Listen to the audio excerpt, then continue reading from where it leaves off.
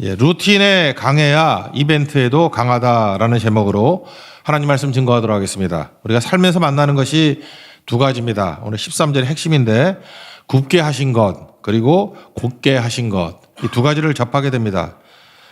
13절 보니까 하나님께서 행하신 일을 보라.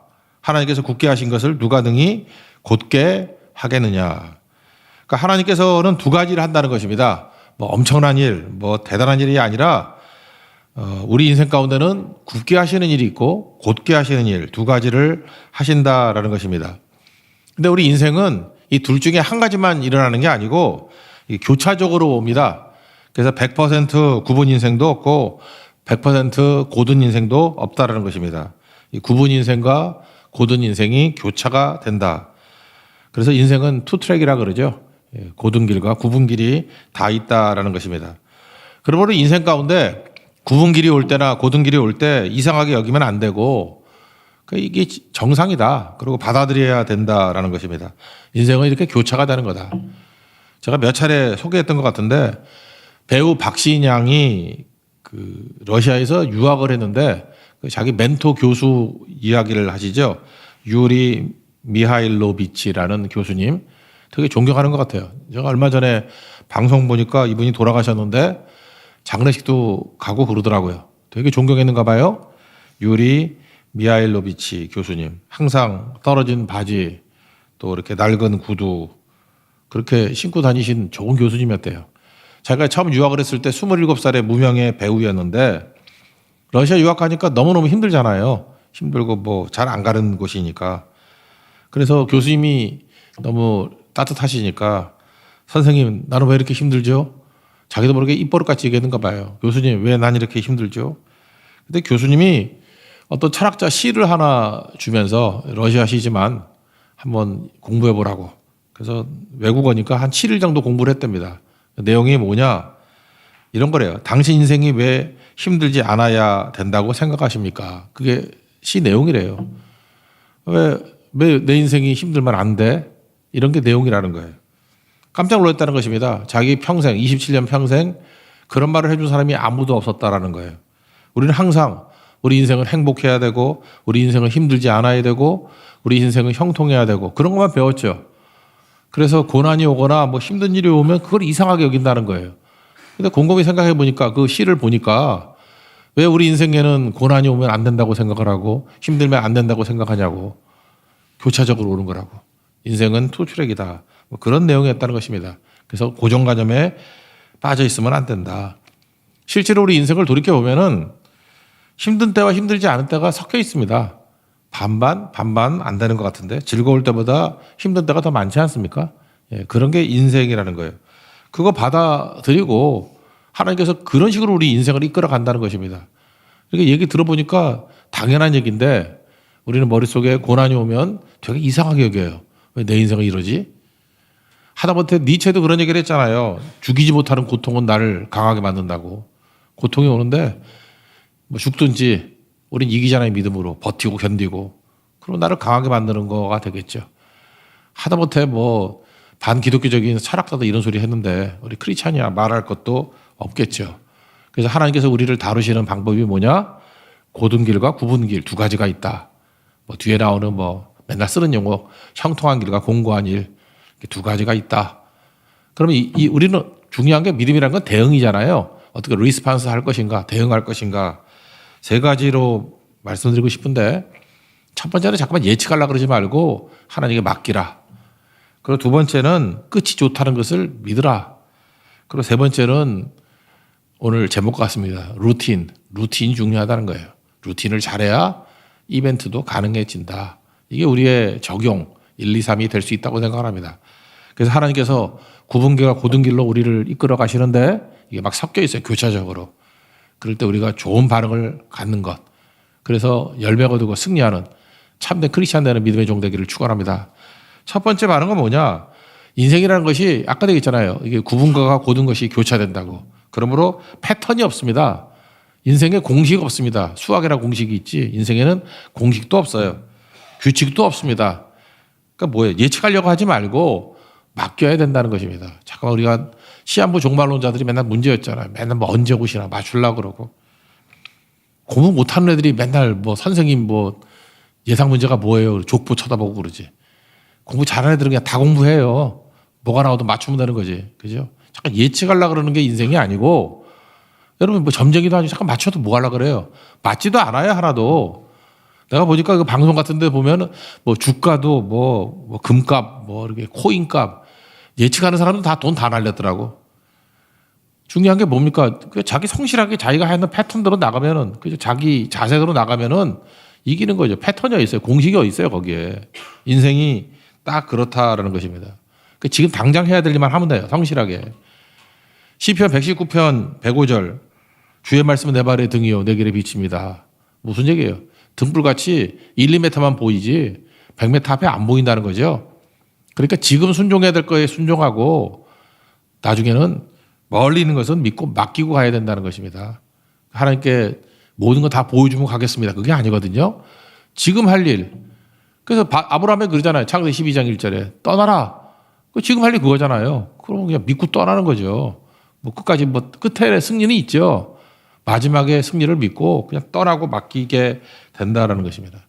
그래서 14절 하반절에 보니까 형통과 공고한 일이 있다 그랬죠. 이 두 가지를 하나님이 병행하게 하사 사람이 그의 장래 일을 능히 헤아려 알지 못하게 하셨느니라. 예측하는 게 아니다. 인생은 뭐죠? 맡기는 것이다.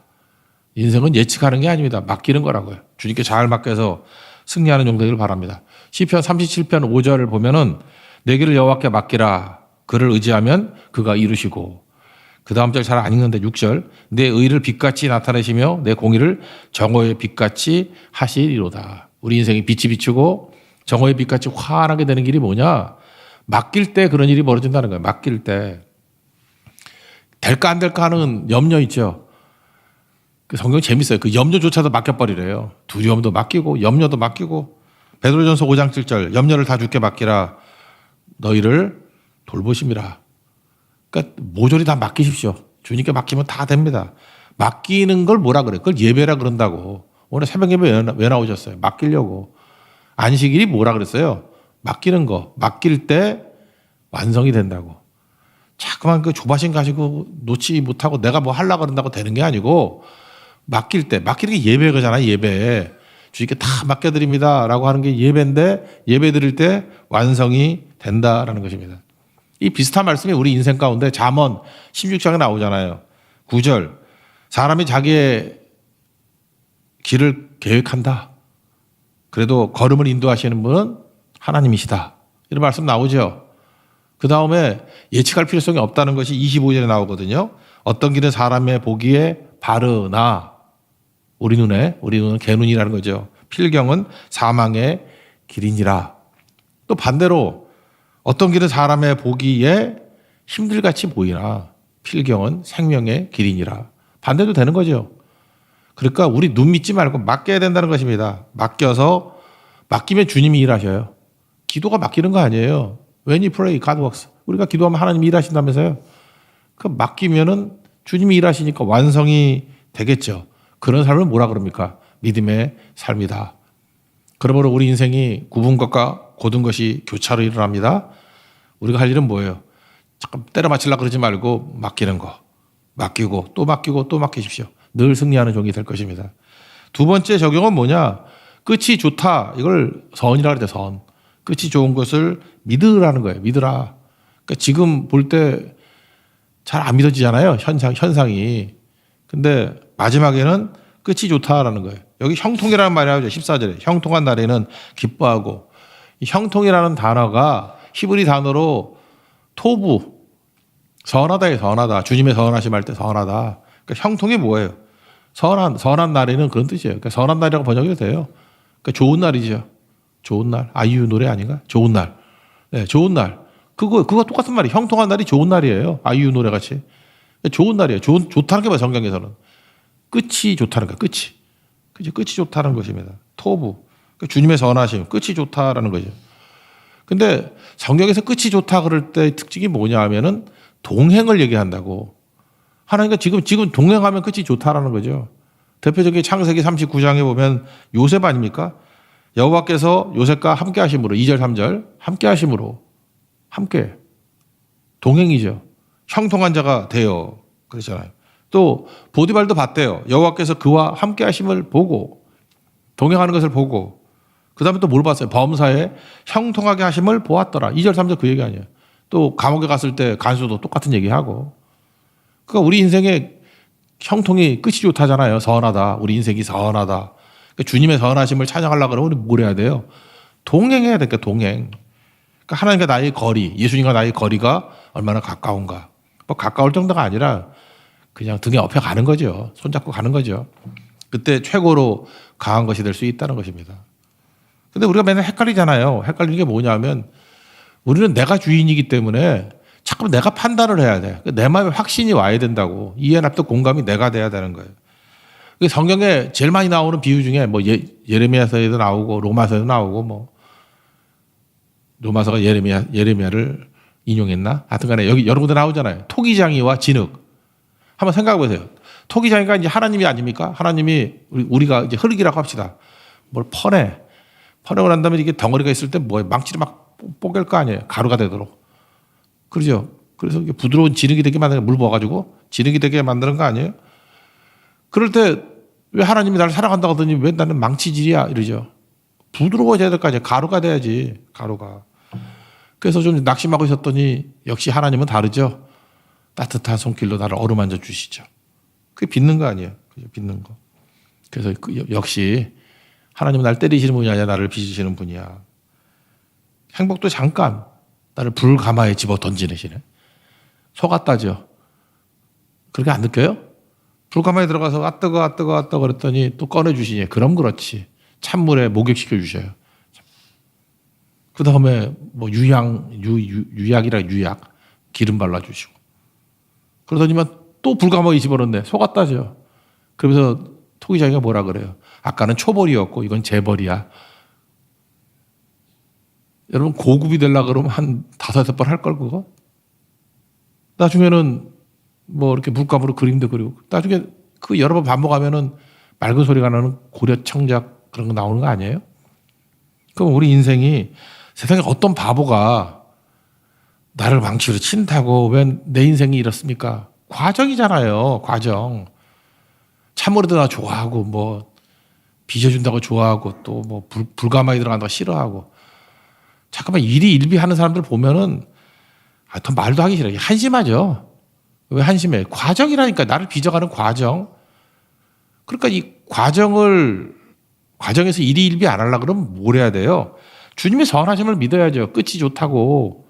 그러니까 믿으면 그런 거 아니에요. 마지막이 좋아. 나는 분명히 고려청자 될 거야. 좋은 거 될 거야. 그래서 과정이라는 것을 받아들여야 돼요.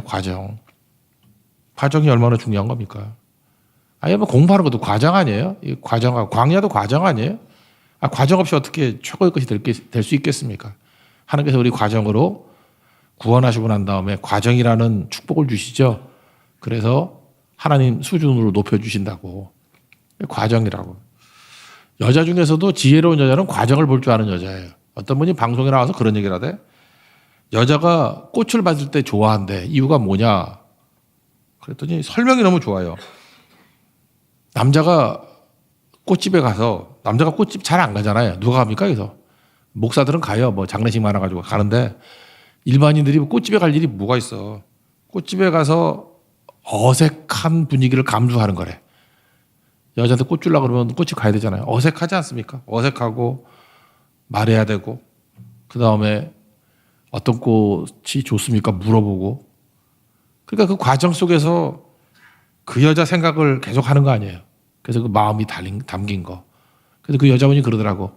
남자가 자기에게 이렇게 꽃을 줄 때는 그 어색함을 감수한 값 그리고 내 생각을 하고 또 그 마음을 담은 것까지 포함된 꽃이래. 그래서 가치가 있는 거라. 여자 찾아보고 싶어 어디 있는지. 참 귀한 여인 아닙니까? 왜 그래요? 과정을 아는 거죠. 과정을. 근데 그 철없는 사람들은 맨날 뭐 핸드백이나 달라 그러고 뭐 얼마짜린가 그 검색이나 해보고 그러면 안 되겠죠. 과정이 중요한 거죠. 어떤 과정을 통해서 내게 이 꽃이 왔는가.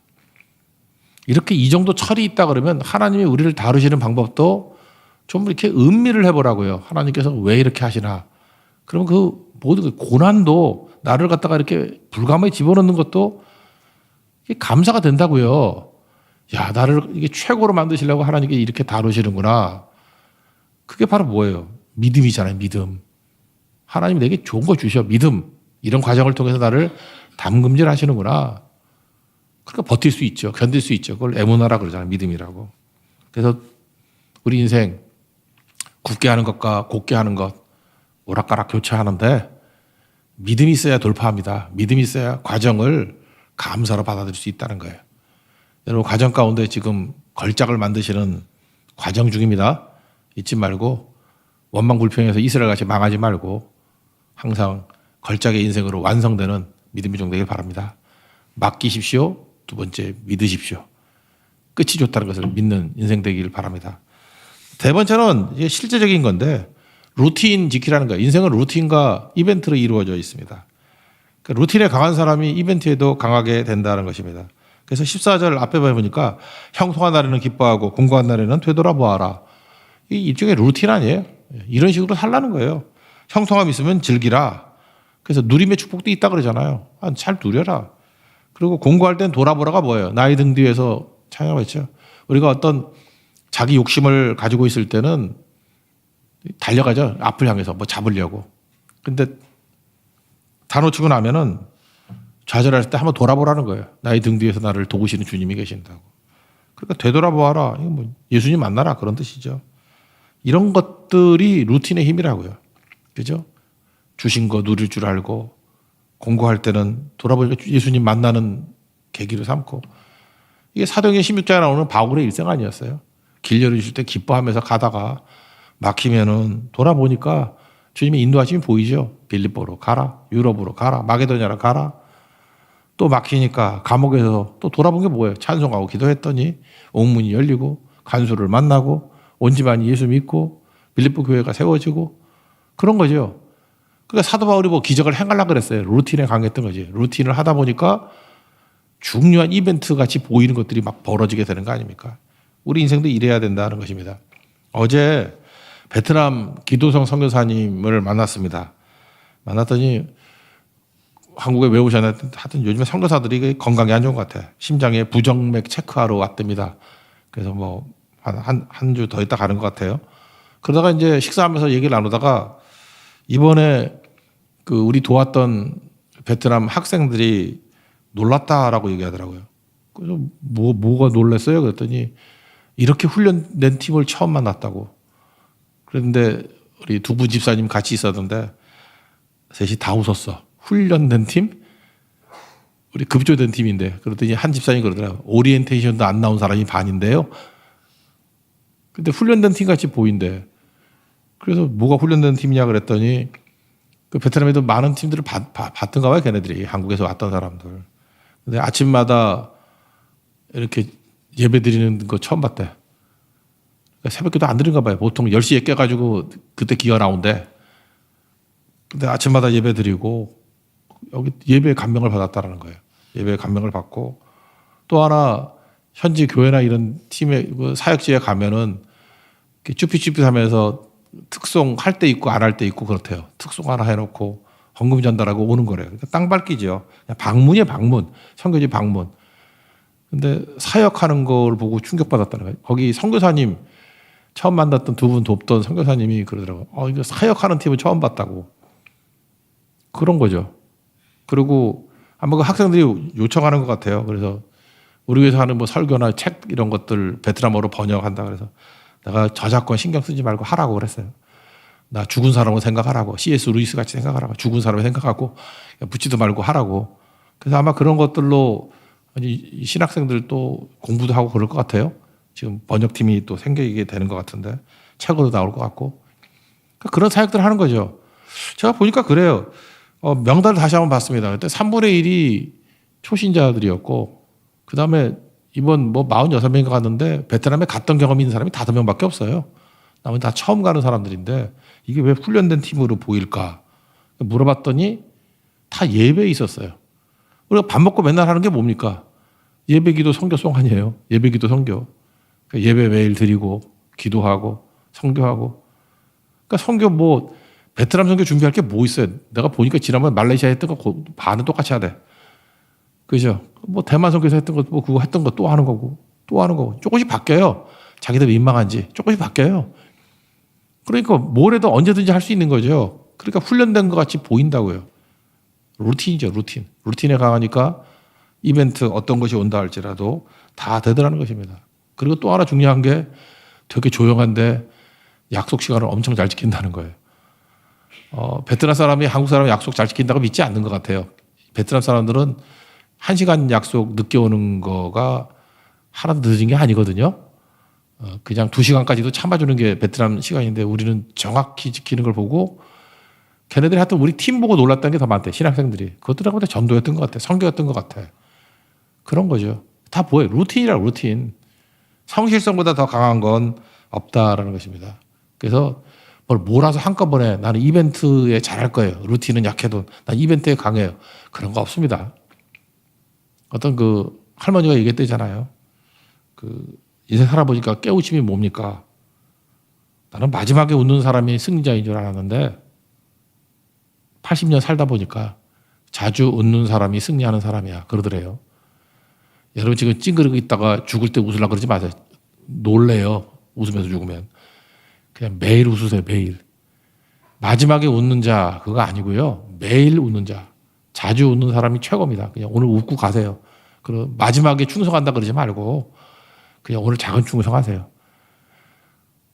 차량이 될 때 와가지고 기도한다 그러지 말고 지금 기도하고 가세요. 그죠? 지금 기도하는 사람이 차량에 또 나와서 기도해. 그러니까 자주 하는 사람 되십시오. 오늘 그래서 마지막 말씀이 그거예요. 인생이라는 게 교차되는 인생인데 굽은 것과 고든 것 루틴에 강하라. 그게 에메탄이에요. 하나님의 성실하심. 성실하심이 있는 사람이 어떤 돌발 사태가 벌어졌을 때 이벤트에도 강력한 힘을 발휘한다는 것입니다. 그래서 우리는 그냥 루틴이었거든요. 그냥 뭐 있었던 일 그대로 했었는데 생각보다 베트남 선교에서 열매도 많았고 이후에 잔잔한 파장들, 여운들이 있는 것 같아요. 그리고 학생들이 변화가 된다잖아요. 요청하는 것도 있고 실제로 말씀을 더 가까이 가고 예배가 얼마나 중요한지 기도가 얼마나 중요한지를 깨닫게 되더라는 거예요. 그래서 지난번에 얘기했던 그 복음생명교회 푸감 수성교회라고 그랬죠. 그 교회에서 목사님이 주변에 있는 교회들도 모아가지고 아마 연합집회 비슷하게 하게 될 것 같기도 해요. 그러니까 또 길이 열리는 거죠. 우리가 뭐 교회 간 게 아닙니다. 이유가 뭐죠?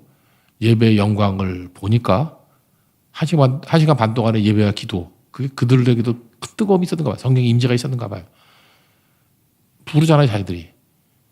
그런 게 이벤트입니다. 그러니까 이벤트는 이벤트 하자고 되는 게 아니고 루틴을 하다 보면은 하나님께서 이벤트를 우리에게 주신다는 거예요. 그런 승리가 있다는 것입니다. 교체되는 인생 가운데 우리도 잠깐 예측하려고 그러지 말고 예측해서 뭐 할 거예요? 맡기고 끝이 좋다는 것을 믿고 루틴에 강한 자가 되어서 이벤트까지도 잘 감당할 수 있는 우리 승리의 종 되기를 축원합니다. 자리에서 일어나겠습니다. 일상 찬양했습니다. 일상이 루틴입니다. 루틴, 일상.